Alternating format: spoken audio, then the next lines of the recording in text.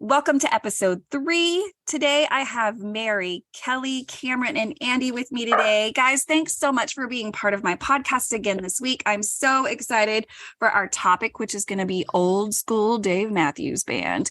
Whether you're old or young, I think it's important to know the history of the band so that you could fully appreciate it for all that it is and all that's been for 31 years and beyond that. So let's start with letting all of the guests introduce themselves and give us your polarizing fact about you. Polarizing fact. Well, hello everyone again. My name is Andy. Thanks again, Renee, for having me back on. I had a blast last time. Looking forward to this one too. Polarizing, I think what most people may disagree with is I really love and enjoy the new version of the band with Buddy, as opposed to Boyd. I might get a lot of unfollows for that. I think an opinion is an opinion, and if someone can't like you for having an opinion, they should get the hell out anyways, right? True. That was the statement by me, not of Andy. Who else do we have with us today? Okay. All right, Cameron, thanks for coming back this week. Tell us your polarizing fact. Thanks. Appreciate you having me back. So I absolutely love going to a show and not having to hear a single cover.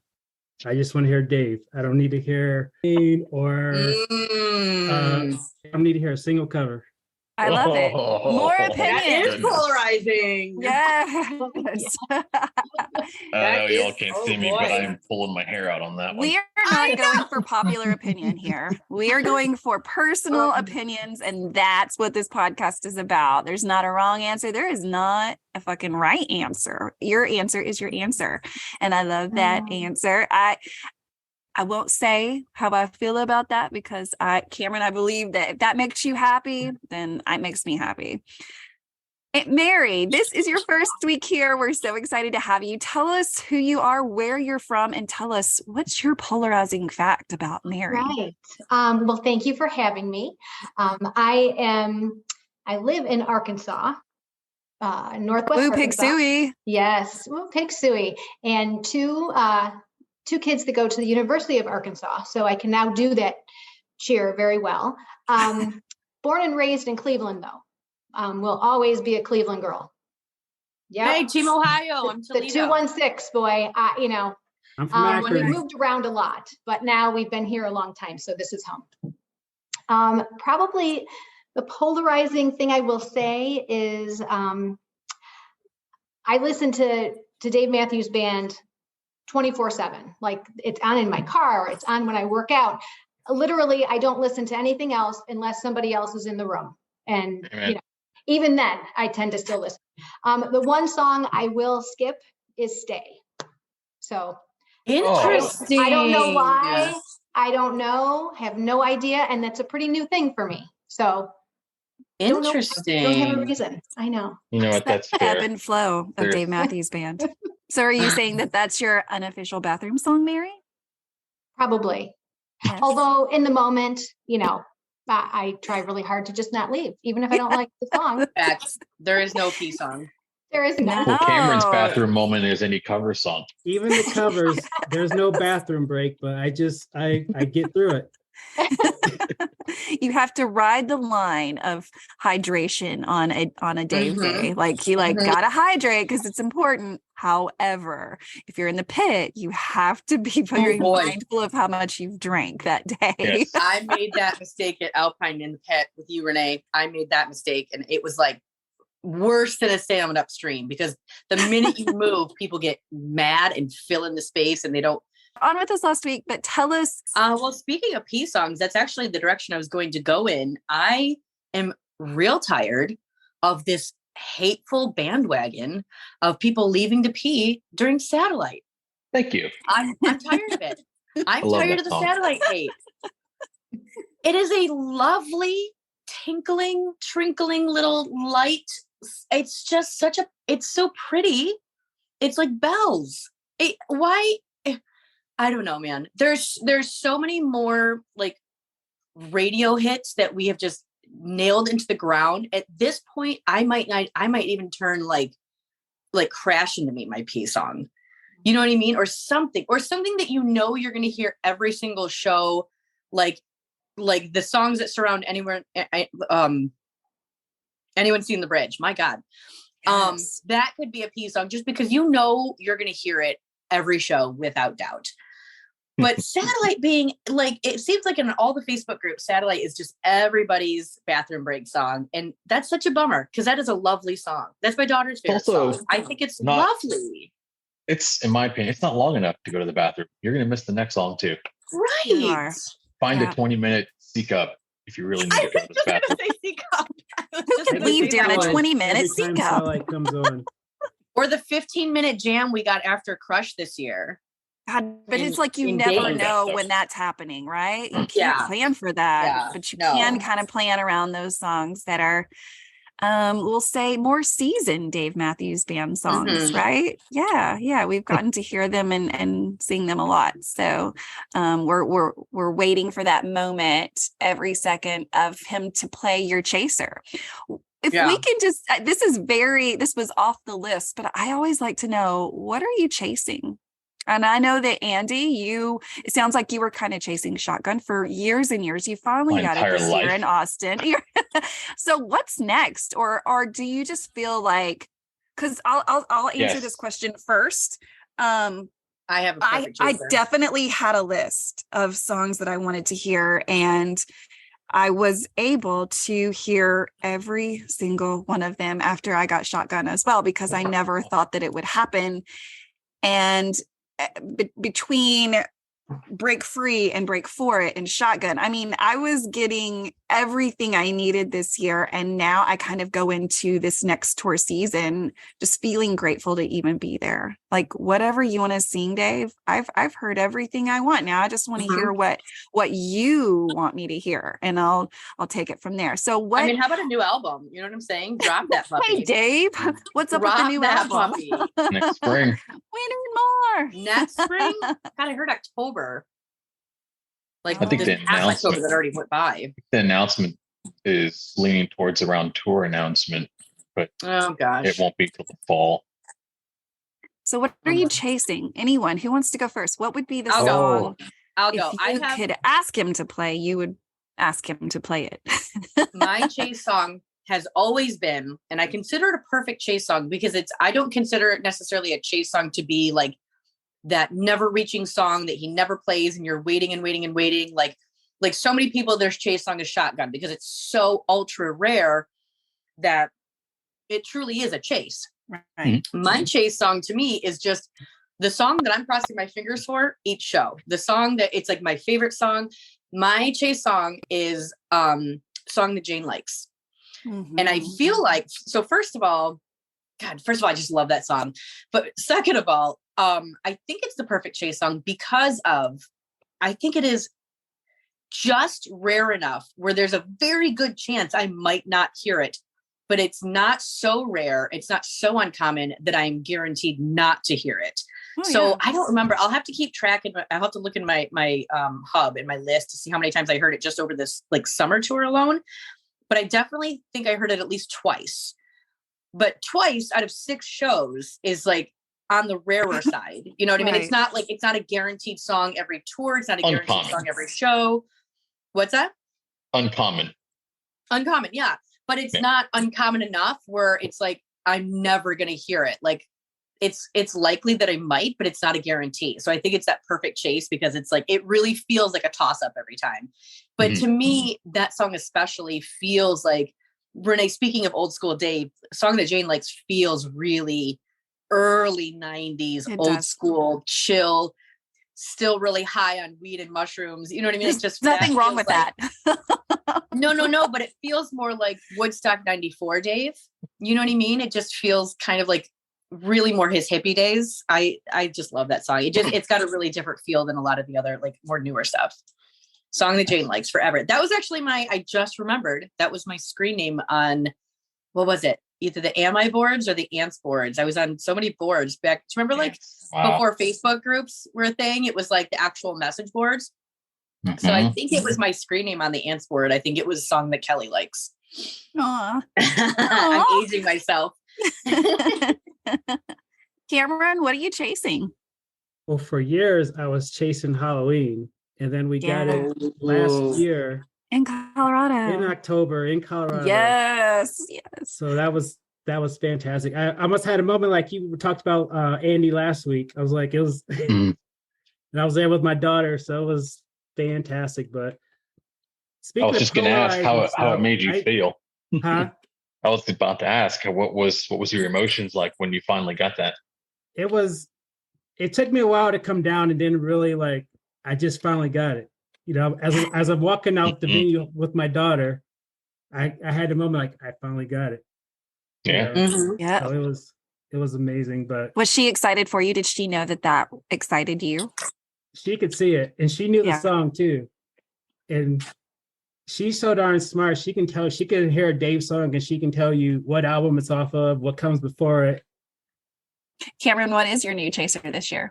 So speaking of polarizing thoughts, I think Stand Up is a great album. I know people talk about it. That is polarizing. Album. It's a great album. Thank you. I'm with you on that one. I think it has bangers, but it's not an album as a whole. I'm going to argue with you on the album as a whole. It does have some hot ones, but the album as a whole, I call that a frisbee.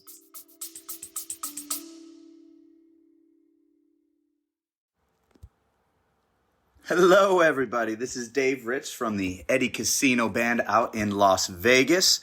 We're really excited to get this journey going, celebrating our music, our original music, on all platforms. We just released our first single over Labor Day weekend called Eddie Casino. If you're looking for new music, look out for our next single coming out to Spotify, YouTube, Instagram, Apple Music. These guys in the band are really excited to get started playing music for you all. If you like Tom Petty, Zach Brown, Jason Mraz, Dave Matthews Band, Rob Thomas, Jimmy Buffett, Pink Floyd, Stapleton, Bare Naked Ladies, Goose, Billy Strings, Sting and the Police, a ton of influences that we bring to the table. Hope you enjoy our music and look forward to seeing you soon live on stage.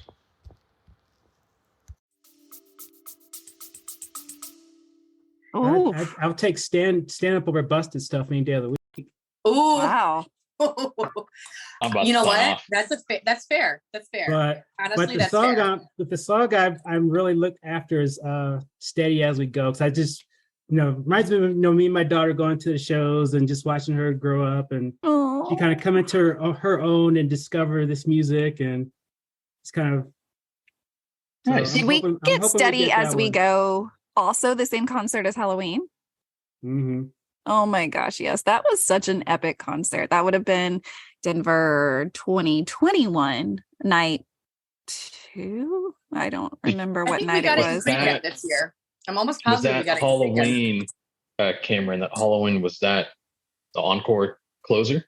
Or is that closer? Where was that? I can't think of it. It was a closer. It was 2-step right into Halloween. Yeah. Yeah. Okay. So you mentioned that. You want to hear, I'm not saying yours wasn't great, but you want to hear a great version of that, go check out 2018 Night 2 in Charlottesville. And I think it was the first time they did that in a long time. Actually, I got it on video. But that was amazing. Same thing, they hit 2-step and then went right into Halloween. Awesome. I love when they do that. I do too. Never gets old. It never will for me. Mary, what are you chasing? Well, I do love Cameron's Halloween. I mean, to hear an angry Halloween live would be mind blowing. So I didn't even think of that. I kind of have 3. Gonna break your rule a little bit. So Spoon for sure. Spoon. I just would love to hear that live. Oh, that's a good one. Yes. That is Colorado. Fair enough too. Love that song. When I'm listening and when there's 2 songs that come up and I'd say, oh man, I would give anything to hear these 2 live, would be Cortez and Long Black Veil. Yeah. They just blow my mind. I don't know. Mm-hmm. I don't know why. It's just a feeling. Oh, love it. Cameron's over there going, trash. Sorry. No. But Halloween, I'm all in. Long Black Veil is definitely a cover. So Cameron, are you in or out? Listener supported. It was good. Okay. specifically. Well, thank you guys again so much for being here and helping me with this project.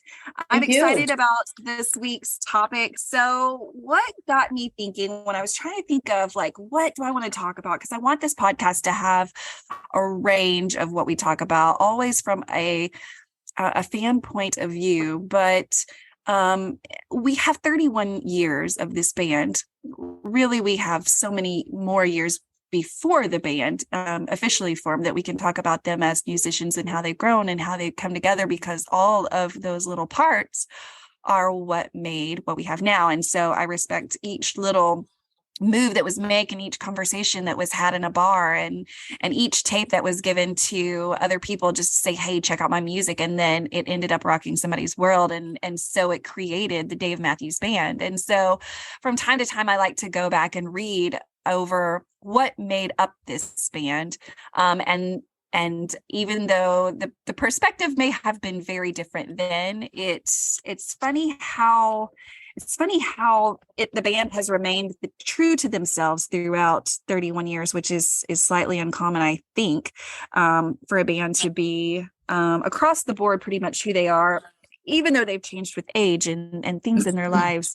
They pretty much just held to their guns and said, hey, we're going to be who we're going to be. And I'm going to start this out with saying one of the quotes from Dave Matthews Band. He was interviewed in 1998 from a little magazine called Spin, where he was called the King of Rock. Who knew? And this was written by Chris Norris, which I actually did try to look him up to see if he was still writing about music. But I have to remember this was 1998, so it's probable that he may be retired. But if not, hey, shout out to you. Retired.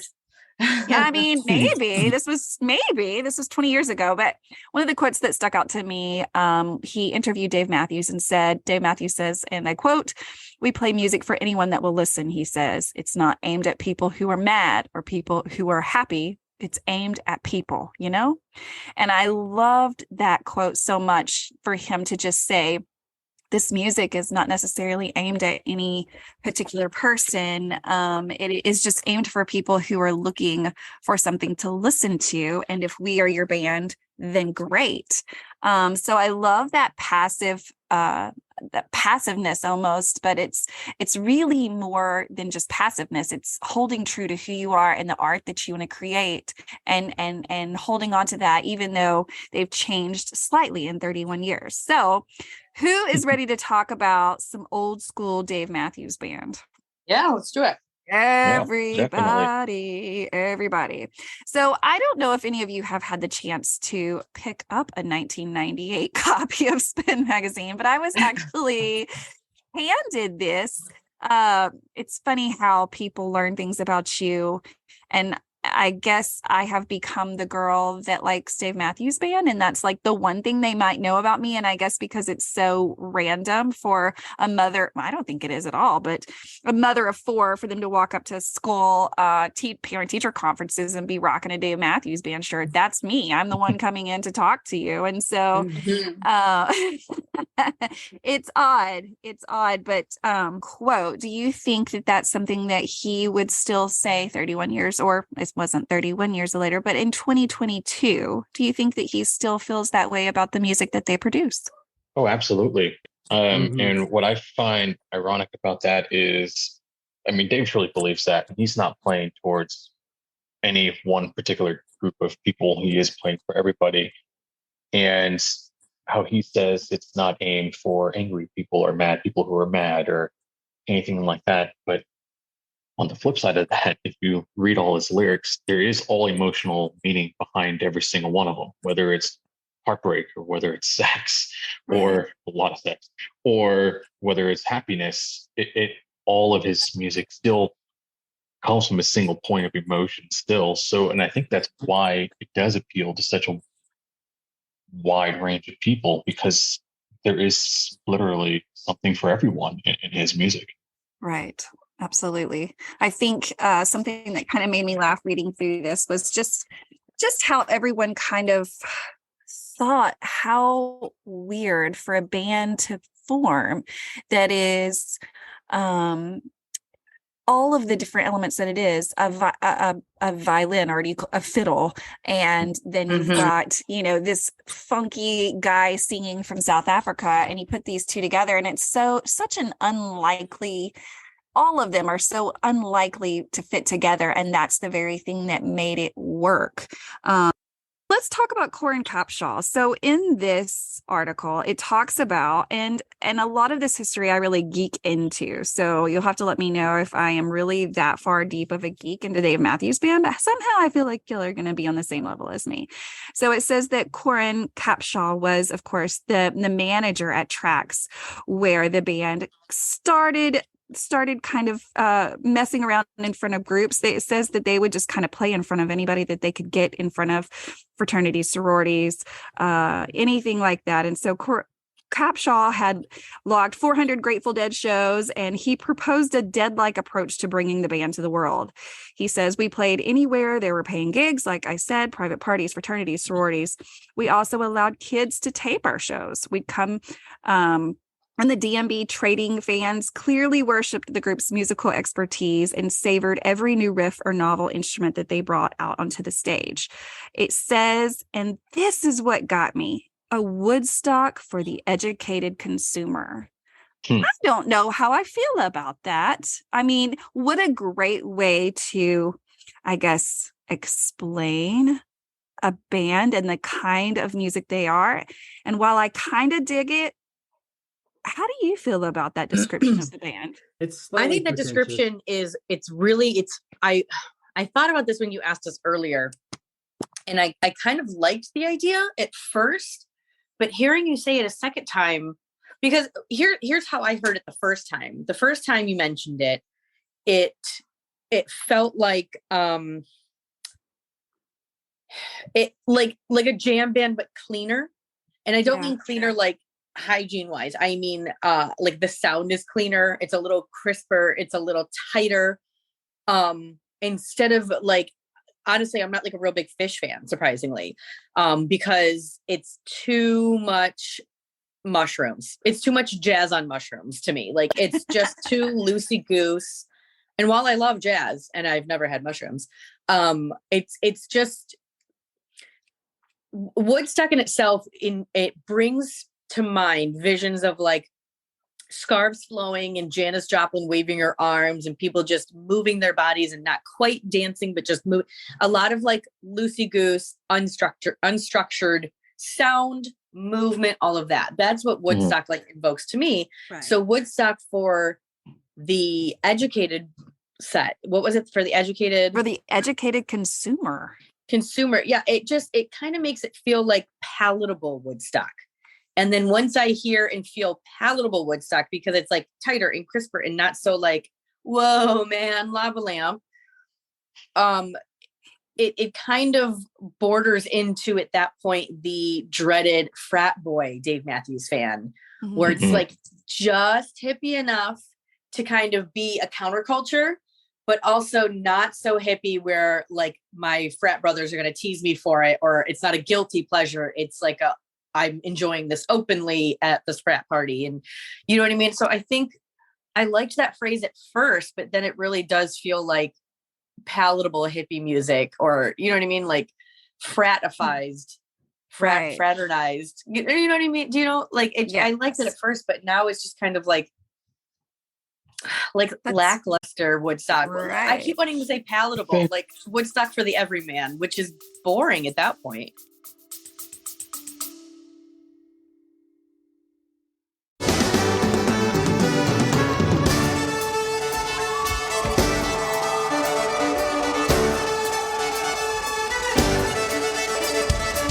What's up, everybody? This is David with the Dave Matthews Tribute Band. We're a nationally touring tribute to DMB, playing shows all over the country and beyond. Our goal is to bring you back to the classic sound that you fell in love with in the 90s and the 2000s, featuring a violin, saxophone, and maybe some keyboards sprinkled in as well. You can find out information about all of our tours and shows by visiting thedmtb.com. You can also check us out on Facebook and Instagram and other socials by searching the Dave Matthews Tribute Band or the DMTB. Hope to see you on the road and enjoy the space between podcasts.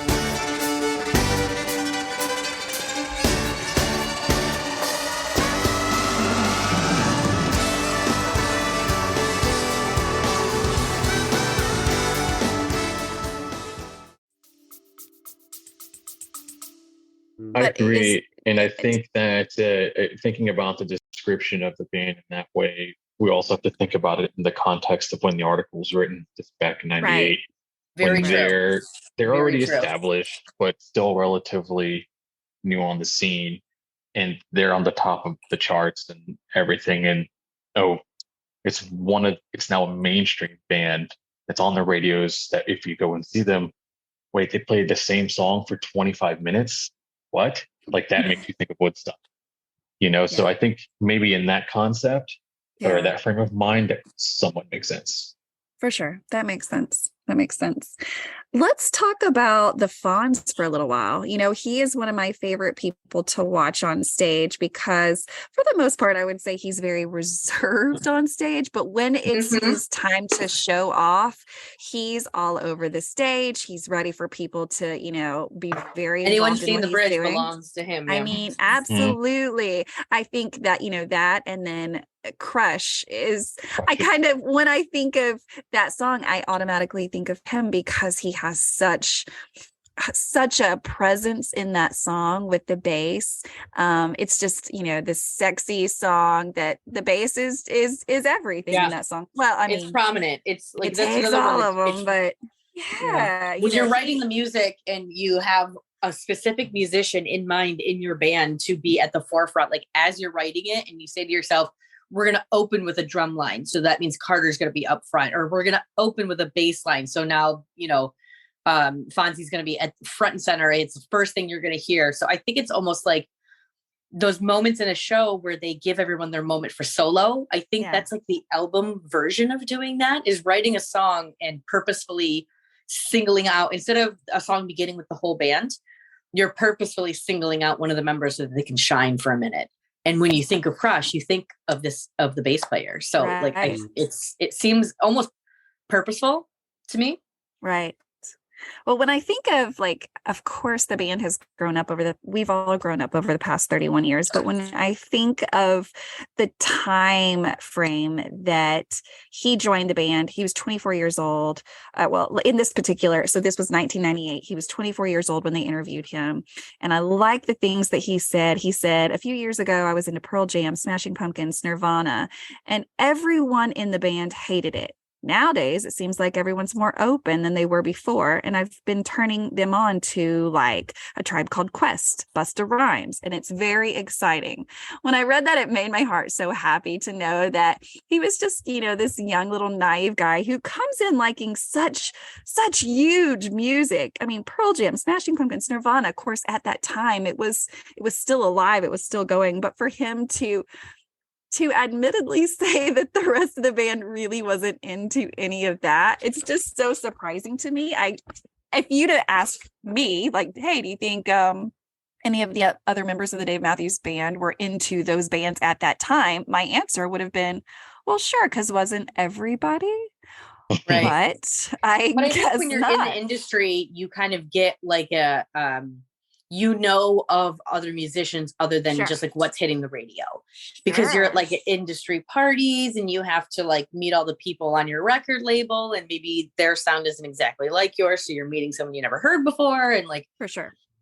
So I think like when you listen to Sirius Radio on the Dave station and they have him pick the next tune, what's the one he always picks? Saint Vincent? Who is it? Yeah. Saint Vincent. And I have like never heard of this band. I've never heard of this before until I like got his suggestion, So like, anyway, that's my point in saying that they would know more. They're looking at it from different.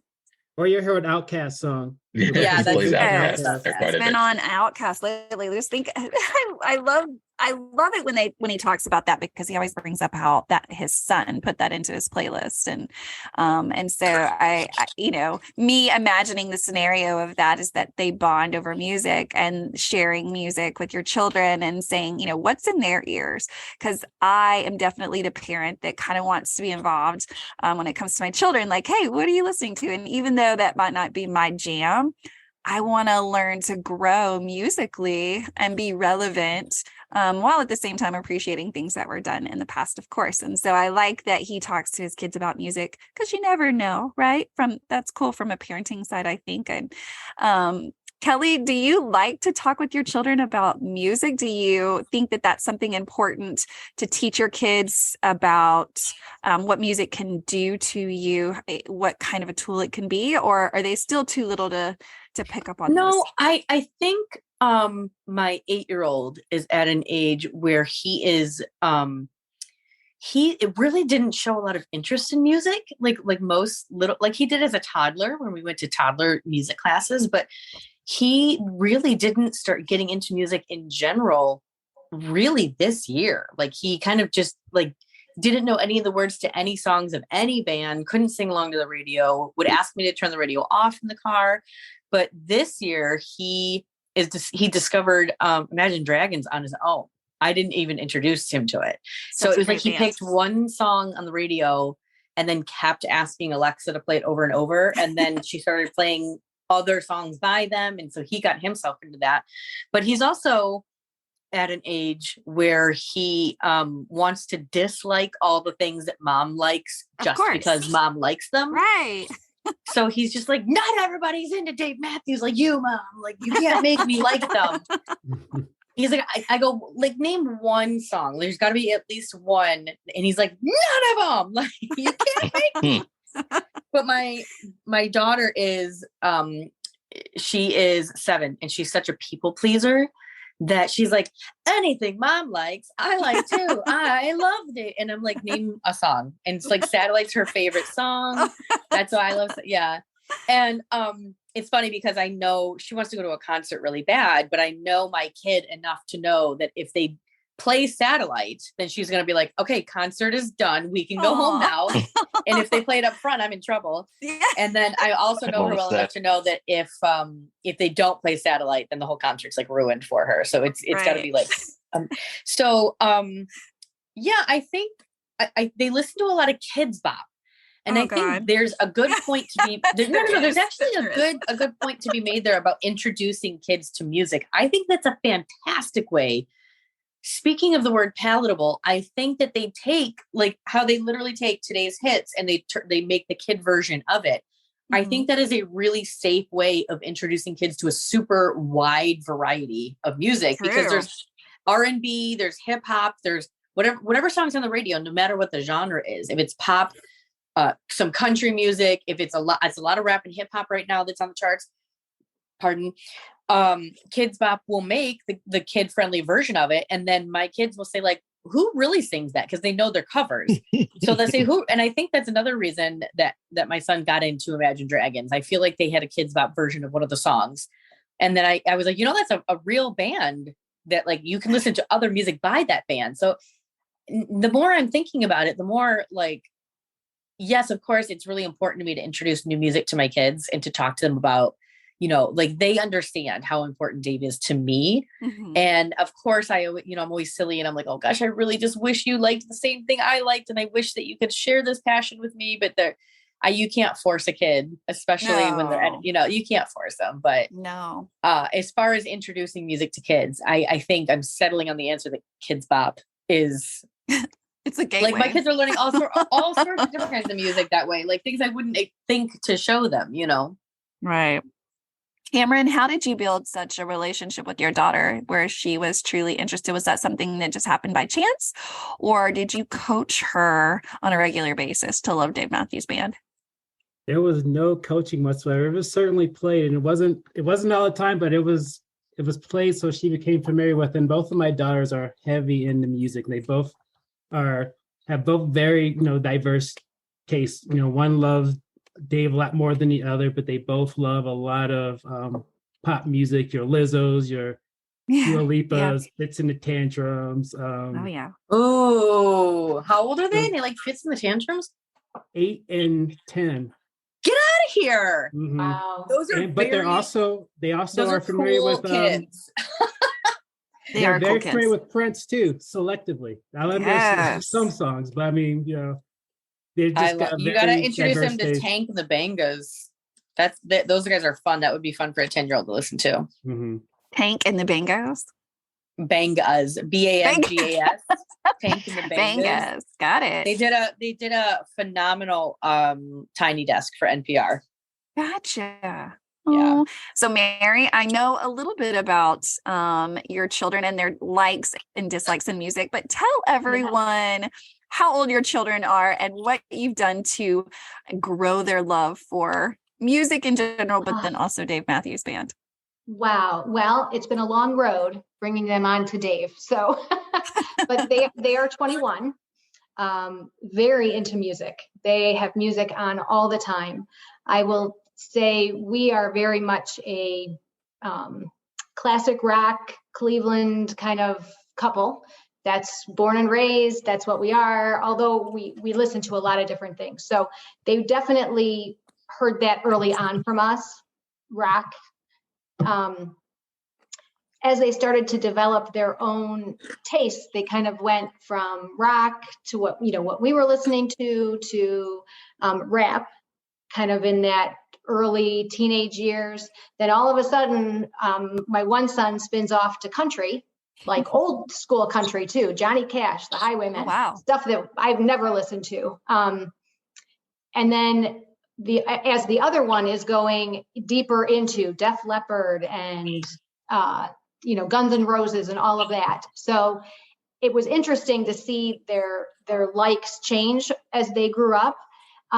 Now, and through all of that time, they hated Dave. Oh my gosh, it's on again. Oh my gosh, this is so horrible. It's horrible.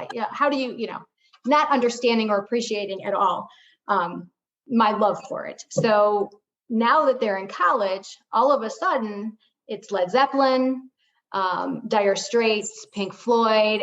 Dire Straits. I'm telling you, it's amazing. And it's all about the guitar riffs. To watch, and I guess I kind of think of it as the maturity of music. It just, now they're appreciating the music for the music, which blows my mind, because we never really introduced them to music in terms of band or singing, in high school and stuff. So, but now they have favorite Dave Matthews songs, and I'm blown away. And we'll hang out here in the basement on a Saturday night. Next thing you know, Crush comes on, and the four of us are we're singing and dancing and just living it up. It's so beautiful. It is. It's wonderful. And ironically, the one song that I would hit skip on, Stay, is one that they really like. So it's a party song. It is. And they like those big songs. They like Crush and Stay and even Pig. Just, it's amazing. And I'm so, I guess, kind of proud that they're coming into their own. Like, they're finding their own stuff that they like, and they're owning it, and it's enjoyable. So I'm just grateful for that, because I think early on there was so much influence from their friends and the environment that they grew up in. So to see them do their own thing and find their way, it's just been great. So, and I'm hoping one day I will get them to a concert. So they've never been to one? No. Yeah. The last, I tried to get them to go to Omaha with us. And they're like, if he comes back into town, we'll go with you. All right, I'll take that. Baby steps. Absolutely. So Andy, tell us what you've done. You've 3 children, is that right? Yes. So tell us what you've done to support music in your household. So I am very much like Mary. It's Dave 24/7. It's on the phone. It's on my YouTube channel. It's in the car. It's in the Jeep. It's all the time. It's in the shower. It's when I'm cleaning the house, anytime. So the kids kind of force fed it. But my 2 youngest, who are 8 and 11, haven't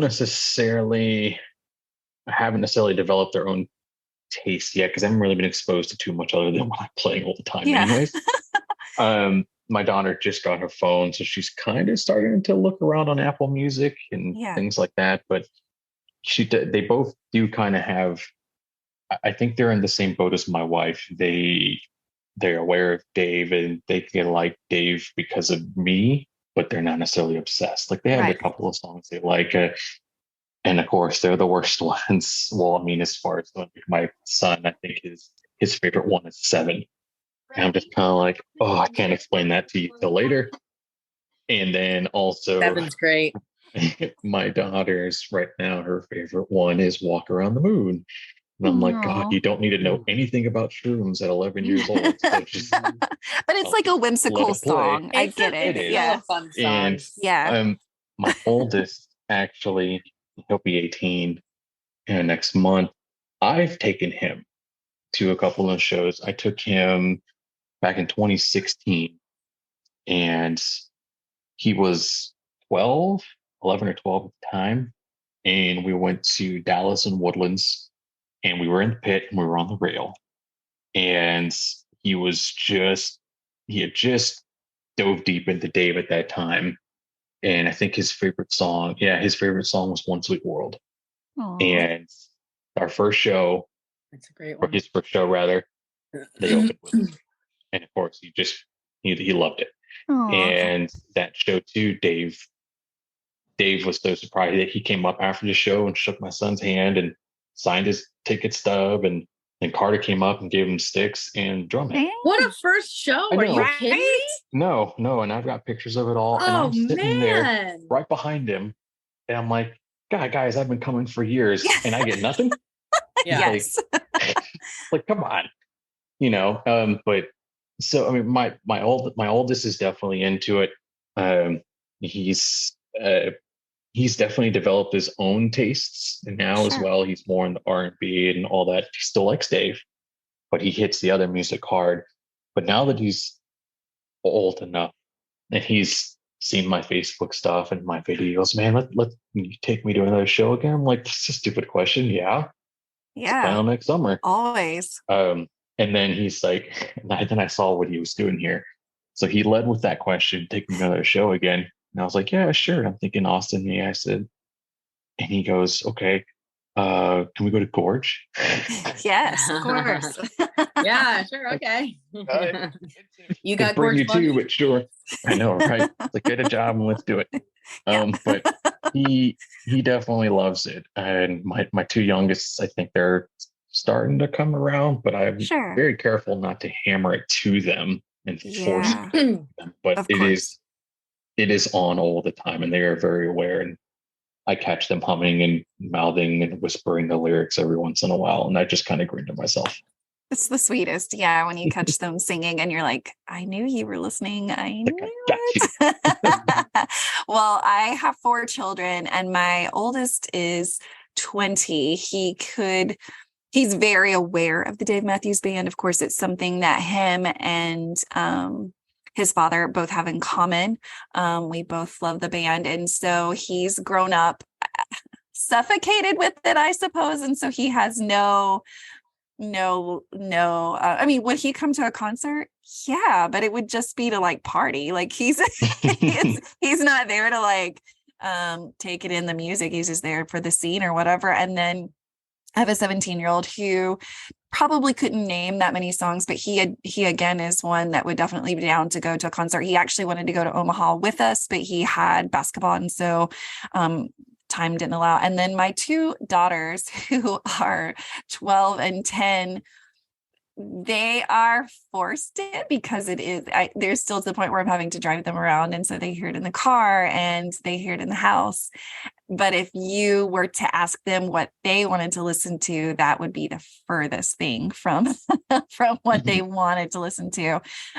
My daughter often jokes that she wants to go to a concert, but it's sweet. I know she just really wants to spend the time with me. She doesn't necessarily care about the concert, or she wants to go to a different city. And so we're not going to get there with the girls for a little while, but they are super aware of it. And but when COVID was going on in 2020 and all the kids had to stay home from school, at the very beginning, there wasn't a lot of plans for what to do with your kids while they were at home as far as homeschooling went. So I just did the best I could. And I was like, okay, well, you're having music class because that's the one thing I can teach you about. And we sat down and we learned the band's names, like all the members, what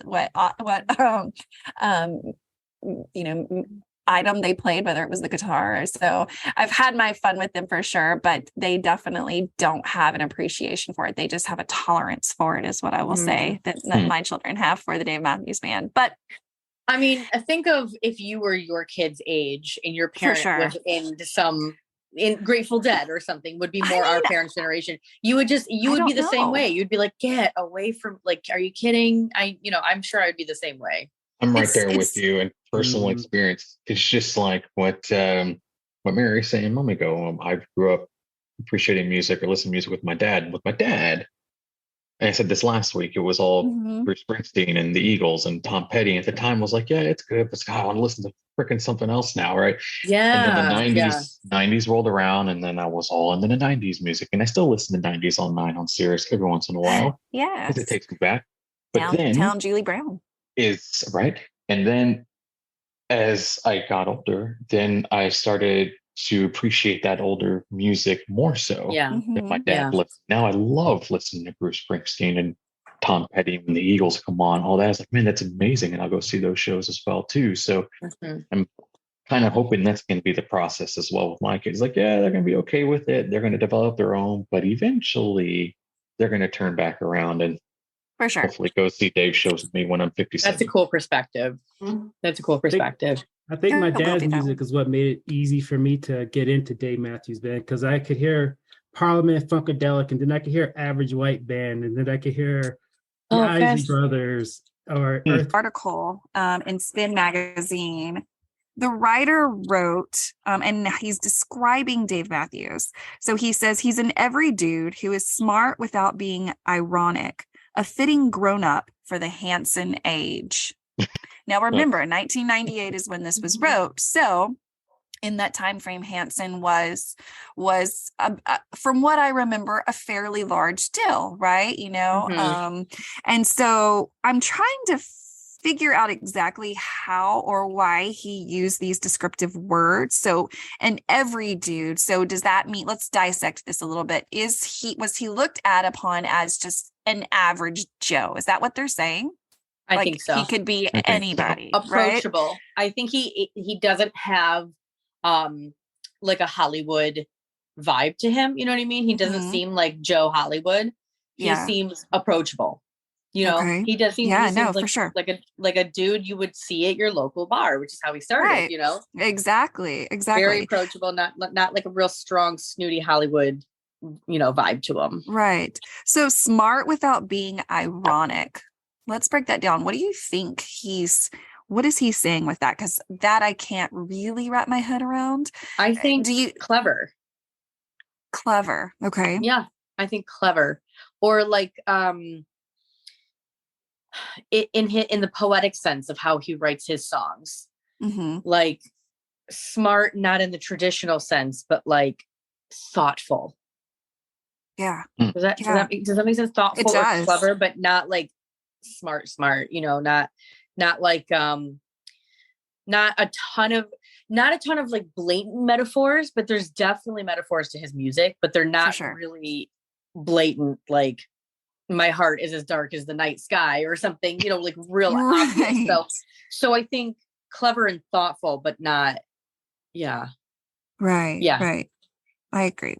So, and then a fitting grown up for the Hanson age. So in this time period, 1998, there were a lot of young people coming out with music, but Hanson had to have been one of the youngest at the time. I can't remember when LeAnn Rimes came out, if that was early 2000s or what, but it just seems like at that time there were so many musicians that were coming out that were young, and that's kind of what was the attraction, is that they were so good and so young. So in comparison, they're saying that Dave Matthews is a grown-up compared to them, which is funny because just based on, my perspective of Dave, or my ideal of Dave, is that he still is that goofy, approachable guy. And 100%. I would never have described him as a grown-up. That would not be two words I would use to describe him now or ever. And so those choice of words kind of just, the whole sentence, when I read it, I was like, and every dude who is smart without being ironic, a fitting grown-up for the Hanson age. I thought, wow, how did this guy come up with this sentence, right? Like, because he had to think it through. Well, and that's interesting because he was pretty young. I mean, he wasn't as young as Hanson's, but he was young. He wrote, and me looking back now, because I'm his age, so looking back now, he was young, but he was writing mature music. It was complicated music. It was thoughtful. It had meaning, and there was some irony in his music, but it wasn't ironic, Right.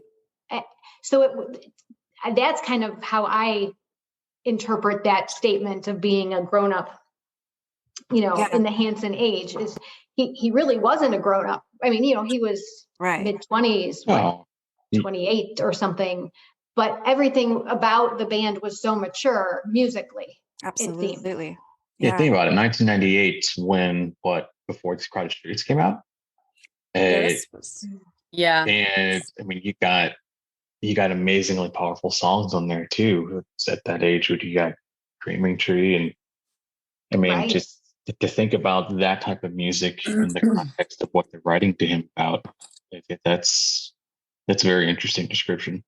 I'm very interested, and I'd love to ask this guy in 2022 to like break apart this report and kind of tell me what he was seeing at that time and what the vibe was. Or your guest next week. Yeah. If anybody knows, let's see, Chris Norris that wrote for Spin Magazine in 1998. Shout out. Let's see if we can get him on the podcast. But this article definitely, I'm sure if you can Google it, you can find it. I want to end this episode with an electric question. Something that will be controversial, something that will be, Cameron, what's the word? Polarizing. To make you thankful that you've made it to the end. You've listened to our whole podcast. We're so thankful for all of these guests who have come back on. A lot of them, this is their second time to be on, and it's just episode 3. So I thank them for their support, and for knowing, way more than I could ever hope to know about the Dave Matthews Band. So you guys are who I look to for all the information. And I'm glad I've got to hang out with most of you for 2022 when we started trivia. Andy, I'm glad that you were part of this. And so thank you guys for being a part of this. So last question to close out this episode. Kelly, I'm going to call you out. You are you're smart. You're such a smart. You're smart. You're such a smart. Beautiful. It's a heavy load to bear. It was all of those things together. And so smart is the word I came up for you. So tell us smart.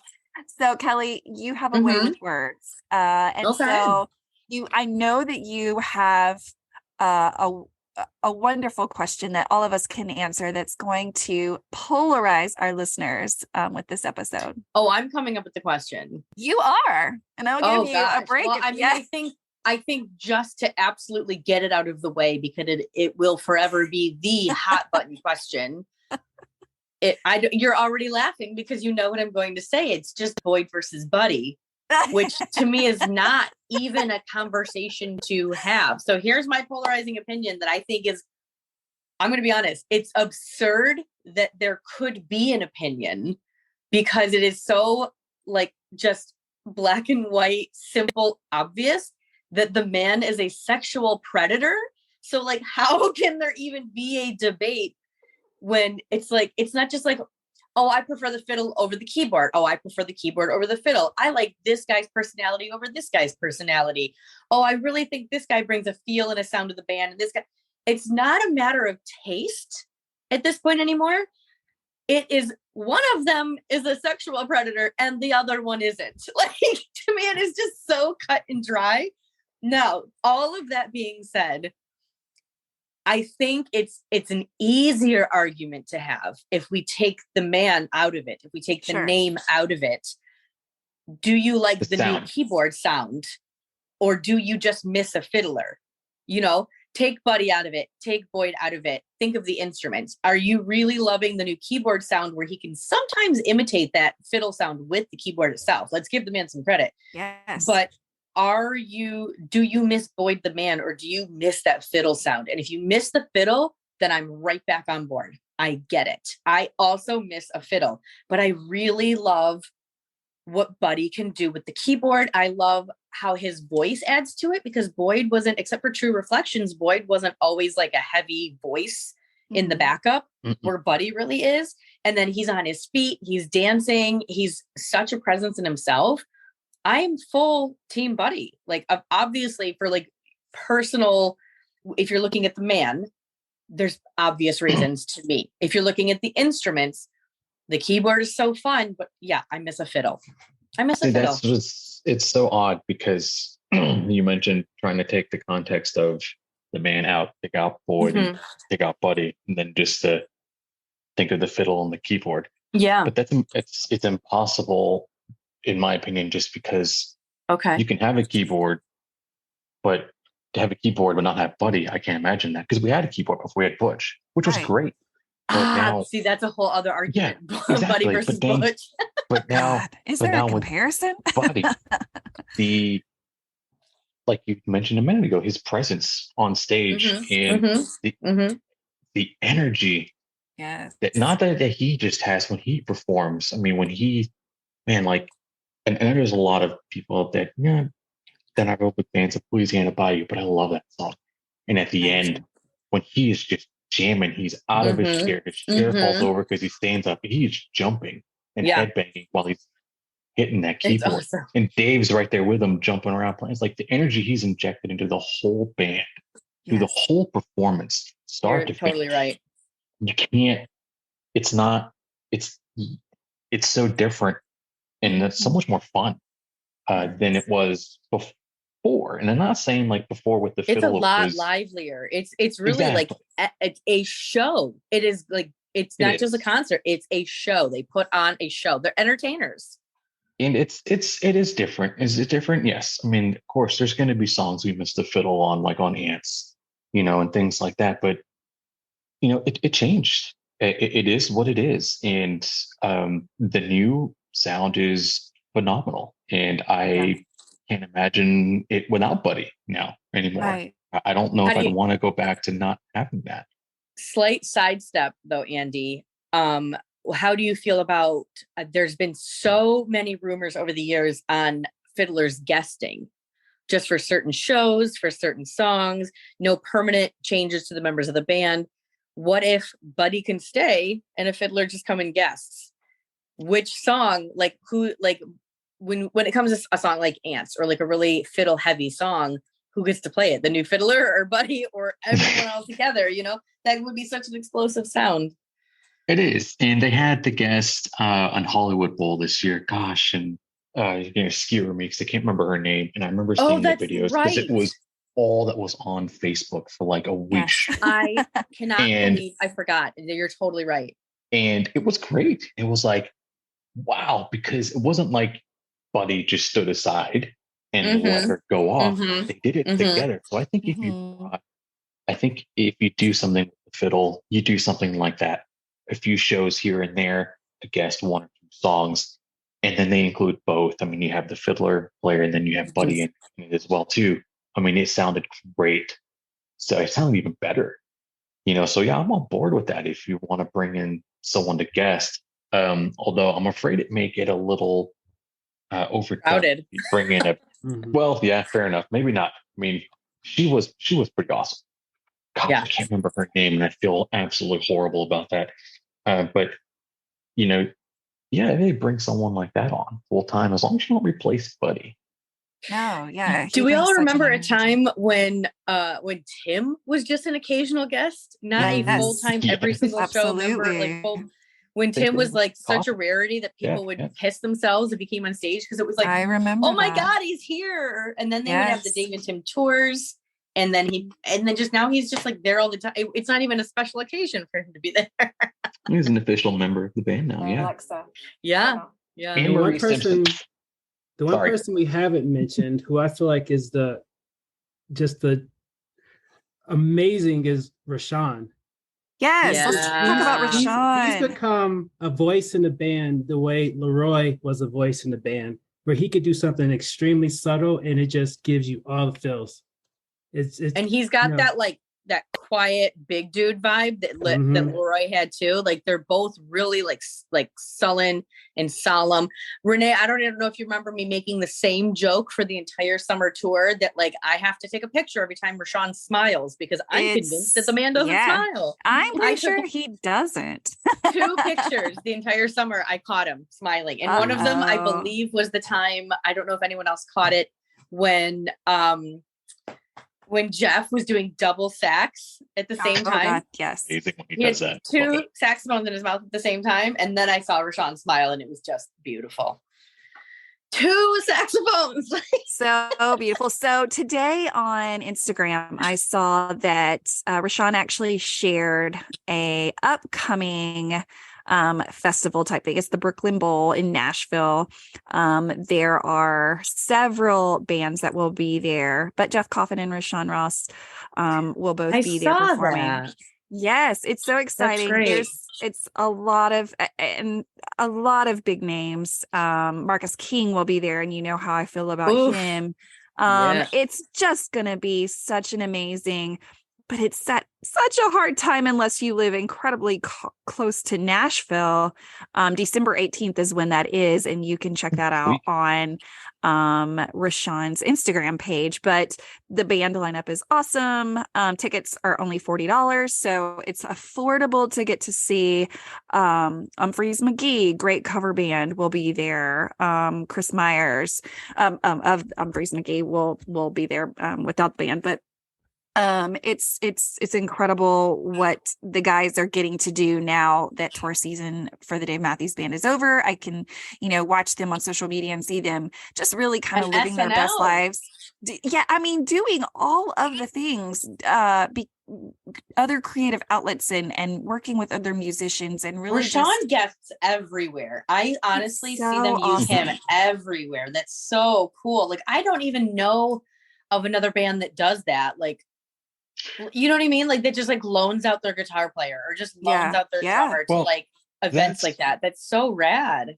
That's another thing I love about the band too, is they allow for their musicians to take part in their own projects without every one of them does. Need or the every one of them to get their own.